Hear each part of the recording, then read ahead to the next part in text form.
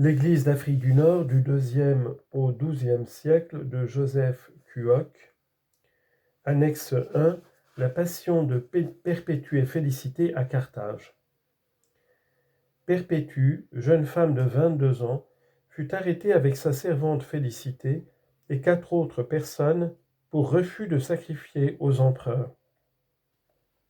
Leur martyre eut lieu le 7 mars 202. Perpétue nous a laissé un témoignage de sa captivité. Le récit du martyre est d'un rédacteur anonyme. Nous donnons ici des extraits de l'un et l'autre récit. On en trouvera une relation complète dans les premiers martyrs de l'Église, Desclés 1979, traduction et notes par Amann, ou dans Saints anciens d'Afrique du Nord, édition Vaticane, 1979 par Victor Saxer. Perpétue est en prison avec sa servante et ses compagnons. Elle a reçu la visite de son père, qui lui demande de renoncer à la foi chrétienne et de sacrifier à la divinité des empereurs. Ayant refusé, elle est conduite chez le juge. Voici le récit qu'elle en a fait. Un autre jour, alors que nous déjeunions, on nous emmena soudain pour l'interrogatoire.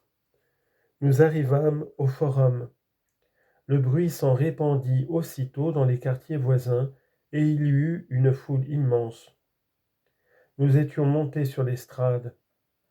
Mes compagnons, interrogés les premiers, firent leur confession.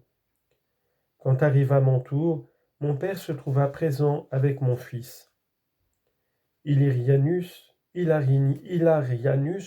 le procurateur, me dit « Épargne les cheveux blancs de ton père, épargne l'âge tendre de ton fils, sacrifie pour les empereurs. » Je répondis « Je ne le ferai pas. » Hilarianus demanda « Tu es chrétienne ?» Je répondis « Je le suis. » Comme mon père était monté près de moi pour m'ébranler, il fut expulsé sur l'ordre du procurateur et frappé d'un coup de verge. Je ressentis le coup porté à mon père comme si je l'avais reçu moi-même.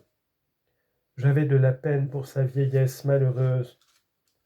Alors fut portée la sentence et nous fûmes tous condamnés aux bêtes. Tout joyeux, nous descendîmes au cachot. Récit du rédacteur anonyme. Enfin brilla le jour de la victoire. Ils sortirent du cachot pour l'amphithéâtre, comme s'ils se rendaient au ciel, joyeux, beaux de visage. S'ils tremblaient, c'était de joie, non de peur. Perpétue suivait d'un pas tranquille comme une matrone du Christ. Par l'éclat de son regard, elle forçait tout le monde à baisser les yeux. De même, Félicité, radieuse que son heureuse délivrance lui permit d'affronter les bêtes et d'aller du sang au sang, de l'accoucheuse aux rétières, destinée après son accouchement à être lavée par un second baptême. Les compagnons de Félicité et de Perpétue sont livrés en premier aux bêtes. Après avoir décrit leur martyre, le rédacteur anonyme poursuit. Pour les jeunes femmes, on avait préparé une vache furieuse. On les introduisit donc dévêtues et enveloppées dans un filet. Le peuple frémit de honte en voyant l'une si délicate, l'autre récemment accouchée, perdant le lait de ses seins.